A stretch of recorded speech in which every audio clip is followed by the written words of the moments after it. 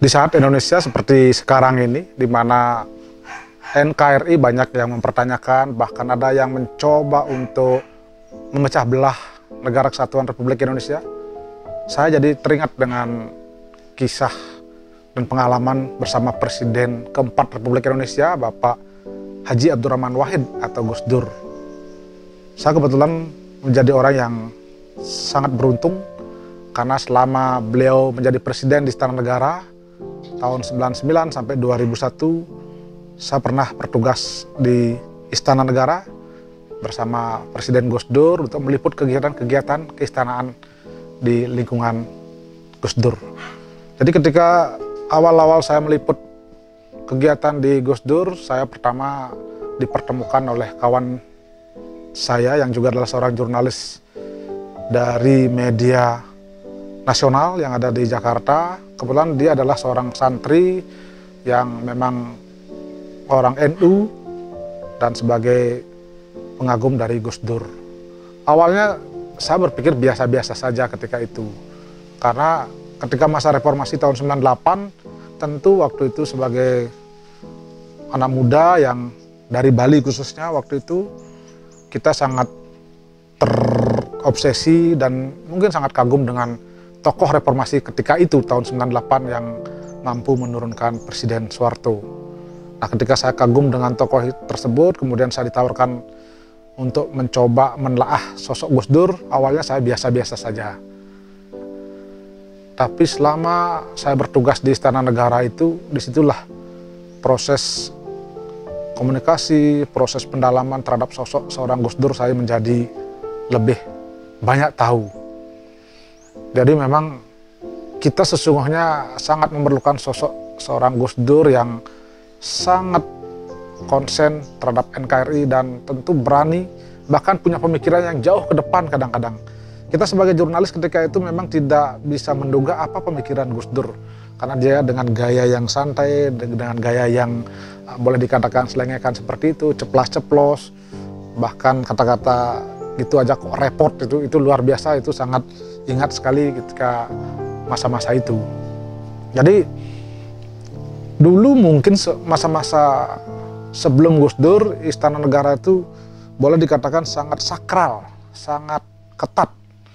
Tapi ketika Gus Dur menjadi presiden, kita sebagai wartawan, media sangat dimudahkan untuk masuk dan tentu tidak mengalami litsus seperti masa-masa Orde Baru itu. Dan itulah sosok egaliter dari seorang Gus Dur. Bagaimana seorang Gus Dur itu sangat menghargai kebebasan berpendapat, kemudian sangat dekat dengan rakyatnya kala itu, dan kita sangat mudah untuk berkomunikasi. Saya sangat ingat ketika setiap hari Jumat itu Gus Dur melakukan acara sholat Jumat. Jadi sholat Jumat dengan open house, jadi terbuka. Awalnya adalah mungkin minggu ini di Istana Negara, di masjid di Istana Negara, kemudian beliau ikut sembahyang di situ, sholat, dan masyarakat juga ikut terlibat. Disitulah terjadi proses komunikasi antara masyarakat dengan presidennya. Apa hal-hal yang ada di masyarakat kemudian didengarkan oleh Gus Dur, kan bahkan dijawab oleh Gus Dur, sehingga proses komunikasi itu sangat luar biasa, tidak ada jarak. Bahkan sesekali juga setiap minggunya ada juga di Ciganjur di rumah Gus Dur ketika itu, sehingga masyarakat kadangkala menjadi sangat mudah untuk berkomunikasi dengan sosok Gus Dur. Dan kadangkala kita juga sering menjadi wartawan, menjadi jurnalis di sisi Gus Dur di Istana Negara itu. Kerap juga kita mentertawakan ketika Gus Dur menyampaikan ide-ide atau statement yang kadang-kadang nyeleneh. Jadi kita sering berpikir, ini Gus Dur kok guyon terus sih. Tapi kadang-kadang setelah sekian tahun, sekian lama, kita baru sadar, oh ternyata memang betul omongan Gus Dur ketika itu.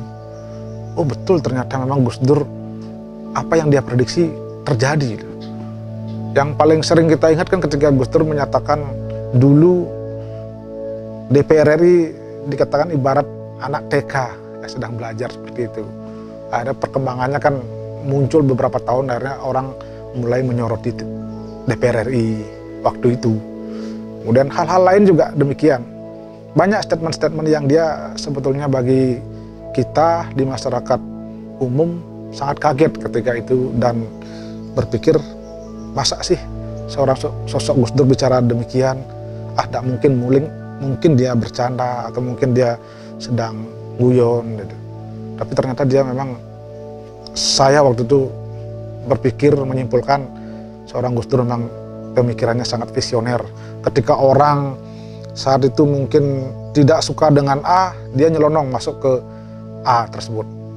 Dulu ketika Pak Harto dihujat karena orang takut berbicara dengan Pak Harto, mungkin bahkan orang takut dianggap pro Soeharto atau pro Cendana, tahu-tahu ketika itu Gus Dur nyelonong dan bertemu Pak Harto di rumahnya. Ngobrol-ngobrol biasa, santai, walaupun kita wartawan di luar disuruh menunggu, tapi santai saja. Dan akhirnya memang cair proses komunikasi dan suasana ketegangan itu menjadi cair.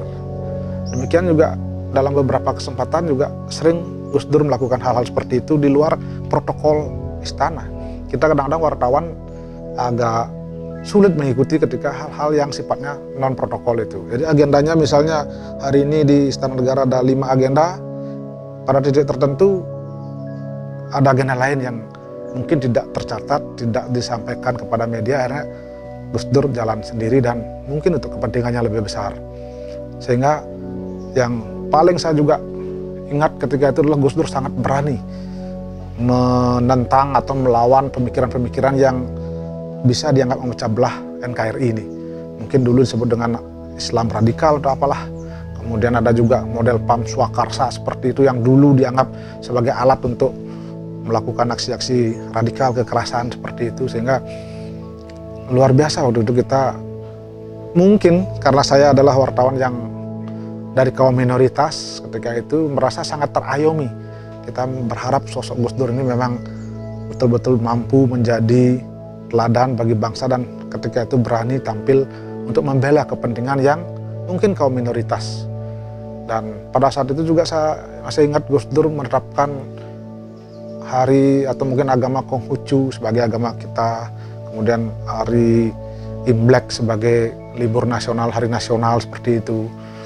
Banyak sekali hal-hal yang memang kira-kira dianggap untuk kepentingan minoritas, tapi bagi sosok Gus Dur itu diambil kebijakan yang luar biasa, tegas, berani, dan yang tentu kalau dari instansi pemerintahan kan ketika dia membubarkan Depsos itu, Departemen Sosial, luar biasa.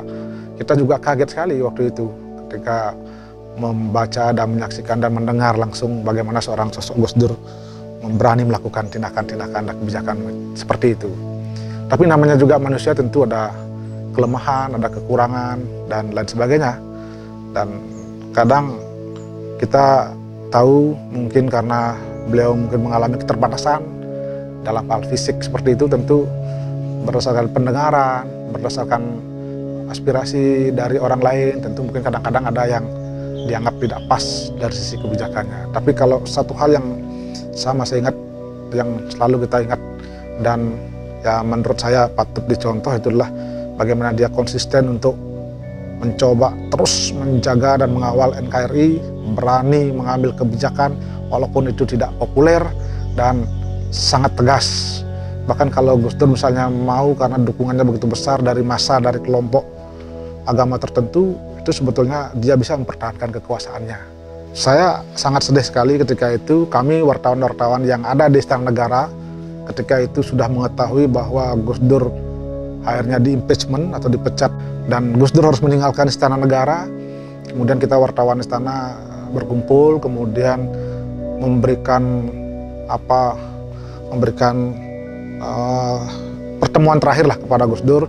Gus Dur waktu itu duduk di ruangannya, di tempat tidurnya, artinya memang sangat pribadi sekali, kita semua masuk di situ. Jadi ya meneguhkan kekuatannya dia, biar dia sabar, biar tidak tidak bersedih dan bahkan selalu semangat untuk membela dan menegakkan NKRI, walaupun itu memang kita tahu proses politik yang akhirnya mengantarkan Gus Dur harus keluar dari istana. Saya ingat waktu itu ada salah satu tokoh Hindu yang cukup besar, cukup ternama di Bali. Waktu itu ada di dalam di situ, di ruangan kamarnya beliau, ikut mendampingi beberapa tokoh-tokoh dan kerabat dekatnya. kemudian kita wartawan istana masuk dan akhirnya kita memberikan semacam dorongan. Dan saya waktu itu ingat karena beliau mungkin mengalami keterbatasan fisik, ketika kita salaman kita pasti harus menyebut nama. Saya bilang, saya Gus Agus Hastape dari waktu itu saya dari Bali Pos Denpasar. Oh iya, gimana Gus? Akhirnya kita ngomong, sabar Gus, yang tabah, ini adalah ujian, semoga Gus Dur selalu sehat. Itu kata-kata yang saya sampaikan ketika itu waktu bersalaman dengan beliau, sebelum akhirnya nanti pada titik tertentu beliau harus keluar dari istana. Dan kita tahu akhirnya Gus Dur keluar dari istana sempat melambaikan tangan malam itu dengan menggunakan celana pendek, keluar menyampaikan kepada masyarakat melalui CV dan sebagainya. Akhirnya setelah itu Gus Dur meninggalkan istana.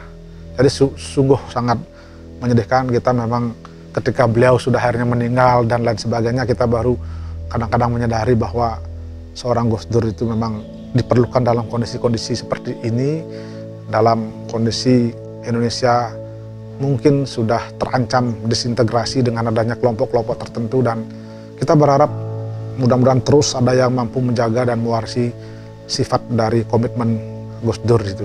Itu yang saya bisa sampaikan, dan pengalaman yang luar biasa selama hampir 1,5 tahun saya bertugas di Istana Negara tersebut.